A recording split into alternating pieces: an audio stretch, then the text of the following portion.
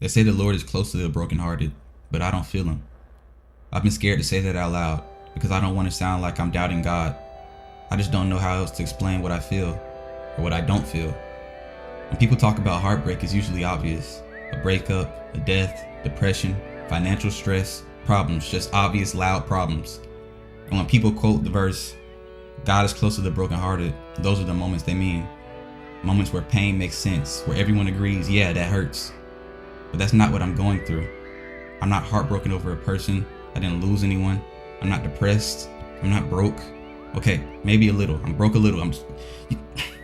But that's what makes this whole thing so confusing.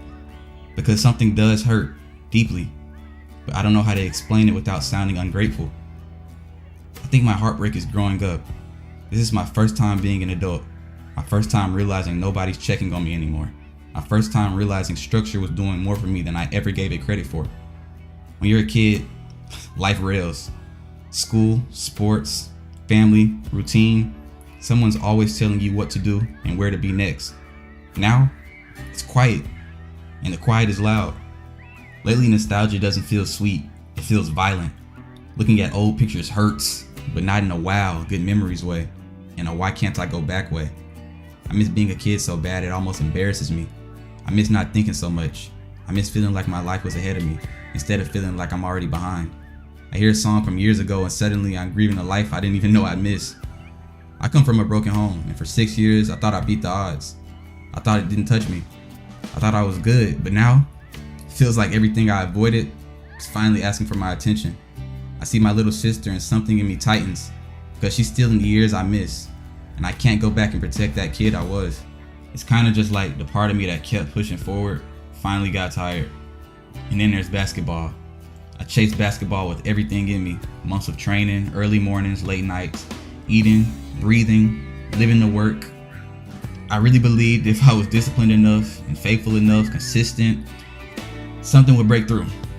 Instead, I got pushed under the rug. No explanation, no real chance, just radio silence. And now I'm here in what feels like the middle of nowhere, far from home, far from familiarity, far from comfort, wondering how I ended up, which what I thought was so far off the path that I thought God and I were walking together. This is the loneliest I've ever felt, no cap. But not because I don't have people, but because no one really sees this version of me. And this is where it gets uncomfortable, because I pray, I read, I watch the TikToks and the podcasts and all the videos, and I still don't feel God. And I don't know if that's because I'm doing something wrong or because this is the kind of heartbreak that doesn't come with answers. Nobody warns you that growing up can feel like grief, that chasing a dream can leave you stranded, that obedience doesn't always feel rewarding, at least not right away. So I keep asking God, if you're close to the brokenhearted, are you close to this? You know, like to the kid who grew up too fast, to the dreamer who trained and still got overlooked, to the adult who misses being a kid, to the person whose pain doesn't have a headline, you know, like, or this is the part where I'm supposed to just be strong. I'm not making this video to teach you anything. I don't have a lesson. I don't have a bow to tie on this. Like, I'm just a student sitting in front of God saying, I don't understand this chapter. They say the Lord is close to the brokenhearted. So Lord, if you're close, even if I can't feel you, stay. That's all I'm asking. And being down here, away from everything I've known, alone more than I've ever been, it's giving me a lot of time to think. Maybe too much time. There's something about isolation that makes old memories louder. Like your mind starts walking back through rooms you haven't visited in years. And some of those rooms hurt. Sometimes I look at old pictures of me and my sister. Same mom, same dad. Two little kids who had no idea what was coming next. We're smiling, we look safe, we look unaware. And that's what makes it hurt. Because you don't realize you're living in a good part until it's already over. I don't sit there all day and look at those pictures, but when I do, it hits. And maybe that's why, even though I'm down here, even though it's lonely, even though I feel stuck in the middle of nowhere, I keep going back almost every weekend. Sometimes every other weekend. I drive back to see my little sister, my half sister.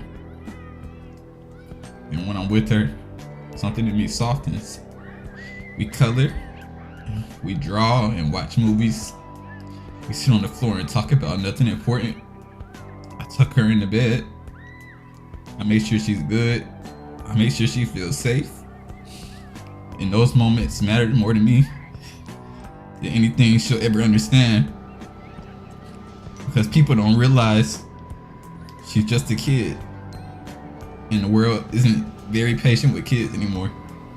Everyone wants them to grow up fast, to understand things they shouldn't have to yet, to behave like little adults. But I have so much grace for her because I know something she doesn't. You only get to be a kid once. She's living in a season she doesn't even know it's sacred. She doesn't know how light life feels right now, how blissful it is, how protected. And I don't want that stolen from her early. I think part of the reason I told on to these moments is because I miss my own. That's definitely a reason. And maybe this is my way of honoring that kid I used to be. The one who didn't know about loss yet. The one who didn't know about disappointment. The one who didn't know that dreams can hurt. And maybe this is what God has been teaching me without saying a word. That not everything meaningful looks like success. And sometimes calling looks like presence, like showing up, like choosing love in small, unseen ways. That maybe I didn't lose everything. Maybe I just lost the version of life that I thought it was supposed to be. I don't know what the future holds. I don't know what, or if the dreams I chase will come back around, or if they were preparing me for something completely different. I don't know if I'm being overlooked, or if being overlooked was rejection, or if it was redirection. I don't know if God closed those doors to protect me or to move me. I don't know. I just don't. But what I do know is that learning how precious time is. I'm learning that childhood is holy, that presence matters, that love doesn't always announce itself. And maybe God is closer than I think. Not in the way I expected, not in answers, not in outcomes, but in these quiet moments, in the car rides back, in the coloring pages, in the bedtime routines, in the grace. So even if I don't feel him in the way I want to, or in the way that I think I should, I'm trying to believe he's still here. In the waiting, in the unknown, in the love. I'm learning how to give before it's too late.